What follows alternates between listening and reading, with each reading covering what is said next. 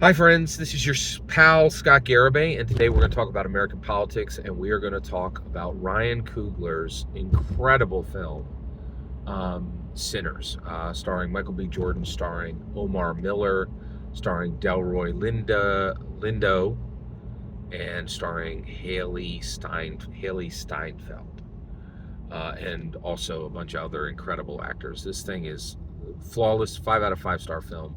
Spoilers for Ryan Coogler's Sinners here. Let's get into this. So, Scott, what the heck's a vampire movie got to do with American politics? Everything. Let's get into it. All right. So, how is this important to American politics? Well, it's important to American politics for two separate reasons.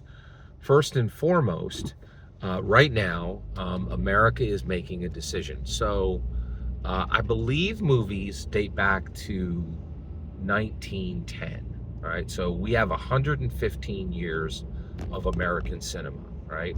It might go back a little older than that, depending on what you consider an actual movie or not. But we have at least 115 years of American cinema. But right now, and you need to trust and believe me on this, there is very real debate if we're going to have another 25 years of American cinema. America's cinema is under absolute cultural assault, right? The entire entertainment industry bet big on streaming, and they tore down, quite literally and quite figuratively, they tore down load-bearing walls in the American cinema infrastructure, betting that everybody was going to get rich like Netflix, and they were 100% wrong. No one has gotten rich but Netflix. Not one streaming service in the world is profitable except Netflix, right? And right now, I go to the movies every week. I have a Regal pass, and so I'm there like at least once a week. Last week, I was at the movies 3 times. I saw Drop, I saw Amateur, and I saw Warfare. And that's now that's a heavy week for me, but I'm there. I see it. I'm on the front lines of American cinema, and I can tell you they're in a lot of trouble, right? I am sitting. It has changed recently. 6 months, 12 months ago, I was often sitting in theater. It wasn't that uncommon for me to be sitting in movies by myself, literally. Like 6 months, 12 months ago, it would happen pretty frequently, right? Now that has changed. I haven't sat in a movie theater alone in probably easily 3 months, right? And that's good. That's very good. And I can tell you when it changed. It changed once Trump was elected. Period. End of sentence. Trump was elected. Next week, I went. Now he wasn't president yet. We got past the election, and like a couple of weeks after that, I went to see Wicked at the theaters. It was packed. I never saw anything like it. It was and it wasn't just me. It's not me just saying that. It was literally the busiest weekend in Hollywood history, right? Because it was Wicked and Gladiator 2. It was $30 million in one weekend. Like, it was off the charts, right? And so right now we're in this zone where the question is American cinema going to survive, right? That is a very real question. And I know that sounds dramatic because for a long time, even before the pandemic, right, people were like, are we going to, aren't movies dying? That question was being asked before the plague years, right? Now, that is an extremely real question, right? We were scraping the bottom of $3 billion before the plague years, right? Now, 1.6 is the highest we've hit since that. And people are like, is cinema coming back? And so this is a very real question. So the reason why Ryan Coogler's film,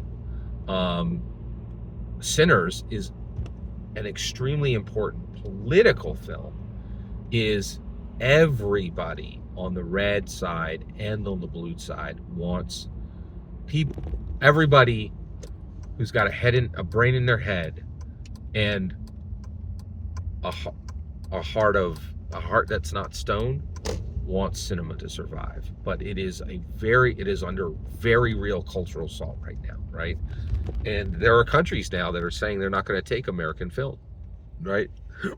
This is for all the marbles. I mean, this is for all the marbles.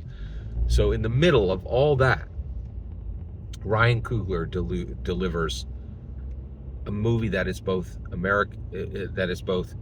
historically American, historically important, and American politically important. And the reason why is this is our main export now. This is our main export now. You can get anything that America makes in another country, and often you can get it way better, except our movies. Our movies are peerless. You could take every movie in the world from every other nation in the world, and we could beat all their numbers with one film. Right? The rest of the world makes garbage films that nobody wants to watch. America makes films that are watched on every single country on the planet. Even if the government has said they're not allowed to bring them in, they're still watched there, right? And they're often watched there by people who are calling us calling us terrible names, right? Dictators who sent out soldiers to kill Americans were watching our films while they gave the orders, right? Like, it's just something that we do, that we do it at a level that is absolutely unparalleled. We're the best in the world at this period. And right now, we needed Ryan Coogler's Sinners. And the reason why is we needed to remind the world that you can bring joy, right? And you can bring a message, a powerful message. You can do the same thing in one film, right? A movie can be both important and enjoyable. And I will tell you right now, that's been hard to find lately. Extremely hard to find, right? And so Ryan Coogler bringing this banger, this absolute banger, 5 out of 5 star film, right? That is very important, because it means we ain't done yet. We ain't done yet. Our biggest export is still alive and kicking, right? And we ain't seen our best days yet. This thing, without a doubt, this is the best. This is the best vampire movie anyone's ever made. Don't matter if that director was white or black, right? And this is the best horror movie I've ever seen. Period. End of sentence.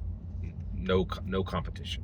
This thing was near flawless. This is about as good as a horror movie you can make with human beings. This thing is incredible. It was truly incredible.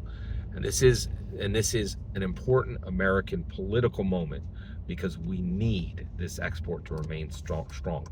And it's also important that this can now it's now proven that this can be done by white men and black men, right?